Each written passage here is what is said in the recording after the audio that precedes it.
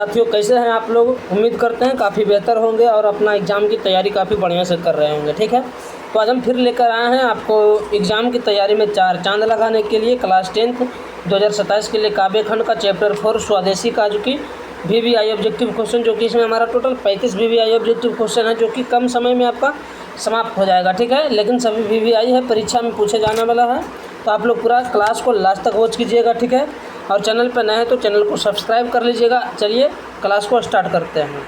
यहाँ पर देखिए हमारा पहला क्वेश्चन क्या आता है जी। पहला क्वेश्चन यहाँ पर हमारा क्या आता है, तो पहला क्वेश्चन यहाँ पर हमारा आता है प्रेमघन की मृत्यु कब हुई। ठीक है, प्रेमघन की मृत्यु कब हुई, 1918 में, 1920 में, 1922 में, 1924 में। तो इसका सही आंसर क्या हो जाएगा, सी इज राइट आंसर, 1922 में। अगला देखते हैं दूसरा नंबर क्वेश्चन क्या दिया गया हमारा। दूसरा नंबर क्वेश्चन क्या दिया गया है, प्रेमघन जी किस युग के महत्वपूर्ण कवि थे। आप लोग बताइएगा कि प्रेमघन जी किस युग के महत्वपूर्ण कवि थे। तो द्विवेदी युग या फिर भारतेंदु युग। तो भारतेंदु युग यानी कि बी इज राइट आंसर। ठीक है, भारतेंदु युग है जो कि इसका सही आंसर हो जाएगा। आगे देखते हैं तीसरा का क्या हमारा है। तीसरा का है प्रेमघन जी किस राज्य के निवासी थे। बिहार, मध्य प्रदेश, उत्तर प्रदेश, राजस्थान। क्या हो जाएगा इसका सही आंसर, तो Madhya Pradesh is right answer. क्या हो जाएगा, Madhya Pradesh is right answer. अगला देखते हैं चौथा नंबर क्या दिया गया है, प्रेमघन जी का जन्म कब हुआ था। 1850 में, 51 में, 54 में, 55 में। बताइए किस क्या हो जाएगा इसका सही आंसर, तो डी इज राइट आंसर, 1855 में। ठीक है, आप लोग फटाफट है जो कि आंसर का जवाब दीजिएगा और हो सके तो एक कॉपी लेकर बैठिएगा। ठीक है, जिसमें कि आप लोग है जो कि नोट कर सके कि आप लोग कितना स्कोर किए हैं। ठीक है, और फिर कमेंट कर दीजिएगा अपना स्कोर। चलिए पाँचवा देखते हैं, प्रेमघन जी किन्हें अपना आदर्श मानते थे। प्रेमघन जी किन्हें अपना आदर्श मानते थे जी, तो कबीर को, तुलसीदास को, रविंद्रनाथ टैगोर को या फिर भारतेंदु हरिश्चंद्र को। तो ये भारतेंदु हरिश्चंद्र जी को अपना आदर्श मानते थे, यानी कि डी इज राइट आंसर। अगला क्वेश्चन हम देखते हैं क्या दिया गया है। अगला दिया गया है प्रेमघन ने किस संस्था की स्थापना की थी जी। प्रेमघन ने किस संस्था की स्थापना की थी, क्या हो जाएगा इसका सही आंसर, तो द्वादत्त समाज, रसिक समाज, कवि समाज, साहित्य समाज। क्या हो जाएगा इसका सही आंसर, तो इसका सही आंसर हमारा हो जाएगा रसिक समाज, यानी कि बी राइट आंसर। अगला देखते हैं हम, अगला क्या है, सातवां नंबर क्वेश्चन। सातवां नंबर क्वेश्चन में हमारा क्या दिया गया है। सातवां नंबर क्वेश्चन यहाँ पर हमारा है, प्रेमघन ने किस मासिक पत्रिका का संपादन किया था। आनंद कादम्बनी, साहित्य सरिता, साहित्य सागर, सरस कादम्बनी। तो सातवां का आंसर क्या हो जाएगा, option A is right answer, Anand Kadambini. ठीक है, आगे देखते हैं 8 नंबर का क्या हमारा। 8 नंबर का है, प्रेमघन ने किस साप्ताहिक पत्र का संपादन किया था। क्या हो जाएगा इसका सही आंसर, आप लोग बताइएगा। तो इसका सही आंसर हो जाएगा नागरी नीरद। ठीक है, यानी कि ए इज राइट आंसर। 9 नंबर का क्वेश्चन देखते हैं, प्रेमघन की रचनाएं किस नाम से संग्रहित है। इसका सही आंसर क्या हो जाएगा, सर्वस्वा सरिता, प्रेमघन काव्य, प्रेमघन सर्वस्वा या फिर प्रेमघन साहित्य। तो इसका सही आंसर हो जाएगा प्रेमघन सर्वस्वा। ठीक है, अगला देखते हैं 10 नंबर क्या दिया गया है। 10 नंबर दिया गया है, भारत सौभाग्य के रचनाकार हैं कौन। भारत सौभाग्य के रचनाकार कौन है, रामधारी सिंह दिनकर, बद्रीनाथ चौधरी, प्रेमघन या फिर जयशंकर प्रसाद या फिर भारतेंदु हरिश्चंद्र। क्या हो जाएगा सही आंसर, तो बद्री नारायण चौधरी प्रेमघन। ठीक है, बी है जो कि इसका सही राइट आंसर हो जाएगा। आगे देखते हैं 11 नंबर में क्या दिया गया है, प्रेमघन की रचना है क्या है जी। प्रेमघन की रचना क्या है, प्रयाग रमागमन, प्रयागराज, प्रयाग भारत आगमन या फिर प्रेम कथा। क्या हो जाएगा इसका सही आंसर, तो इसका सही आंसर हो जाएगा प्रयाग रमागमन, यानी कि ए इज राइट आंसर। आगे देखते हैं स्वदेशी पाठ के रचनाकार हैं कौन। स्वदेशी पाठ के रचनाकार कौन है जी, तो प्रेमघन इज राइट आंसर, यानी कि डी इज राइट आंसर। क्या हो जाएगा, डी इज राइट आंसर। अगला क्वेश्चन देखते हैं 13 नंबर हमारा दिया गया है क्या, कवि प्रेमघन को भारत में क्या दिखाई नहीं देता है। कवि प्रेमघन को भारत में क्या दिखाई नहीं देता, धन, शिक्षा, स्वाधीनता या फिर भारतीयता। तो कवि प्रेमघन को है कि भारतीयता भारत में दिखाई नहीं देता। ठीक है, अगला देखते हैं 14 का क्या हो जाएगा हमारा, डाफली का अर्थ क्या होता है जी। डाफली का अर्थ क्या होता है, गाने वाला, भाषाविद, बाजा बजाने वाला या फिर नर्तक। तो 14 का सही आंसर हो जाएगा बाजा बजाने वाला, यानी कि सी इज राइट आंसर। अगला देखते हैं 15 का दिया गया है, क्रिस्तान का अर्थ क्या होता है, मुस्लिम, सिख, रेगिस्तान, क्रिश्चियन। तो क्या हो जाएगा इसका सही आंसर, तो इसका सही आंसर होगा क्रिश्चियन इज राइट आंसर, यानी कि डी इज राइट आंसर। आगे देखते हैं क्या दिया गया है। कवि प्रेमघन के अनुसार देश के नेताओं से क्या नहीं संभल रही है। ठीक है, कवि प्रेमघन के अनुसार देश के नेताओं से क्या नहीं संभल रही है। देश नहीं संभल रहा है, या फिर समाज नहीं संभल रहा है, या फिर स्वदेशी परिधन नहीं समझ रहा है, या फिर राजकाज नहीं संभल रहा है। तो क्या है जो कि देश के नेताओं से नहीं संभल रहा है, तो इसका सही आंसर हो जाएगा स्वदेशी परिधन नहीं संभल रहा है। ठीक है, यानी कि सी इज राइट आंसर। अगला देखते हैं 17 नंबर में है। 17 में दिया गया कवि प्रेमघन ने नेताओं से क्या अपेक्षा नहीं करने की बात कही है। ठीक है, कवि प्रेमघन ने नेताओं से क्या अपेक्षा नहीं करने की बात क्या है। देश प्रबंधन, समाज सेवा, परमार्थ, स्वाधीनता, जागृति। तो इसका सही आंसर हो जाएगा ए इज राइट आंसर।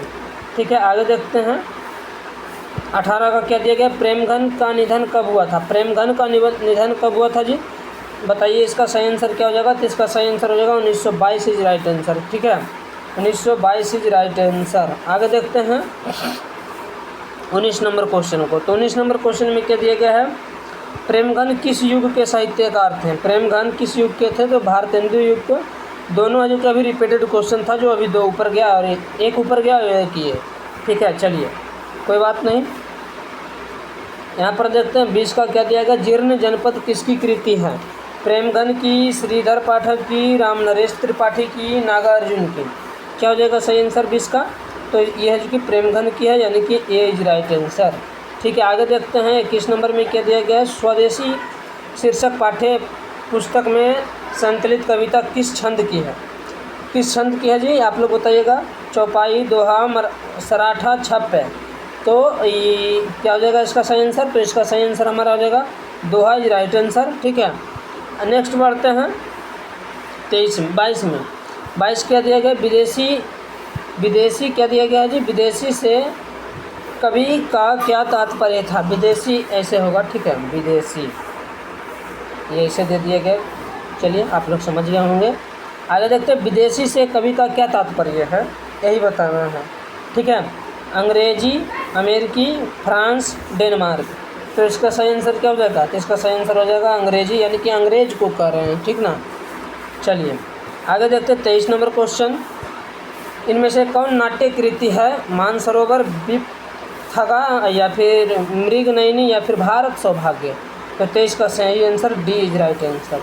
ठीक है, आगे देखते हैं 24 में दिया गया प्रेमघन ने किस समाज की रचना की जी। प्रेमघन ने किस समाज की रचना की।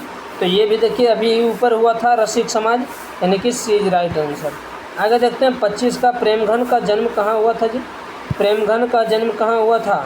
तो प्रेमघन का जन्म मिर्ज़ापुर में हुआ था। ठीक है, क्या हो जाएगा मिर्ज़ापुर, यानी कि ए इज राइट आंसर। आगे देखते हैं 26 का स्वदेशी के कवि कौन है जी। स्वदेशी के कवि कौन है। तो प्रेमघन, यानी कि बी इज राइट आंसर। अगला देखते हैं 27 नंबर में क्या दिया गया है।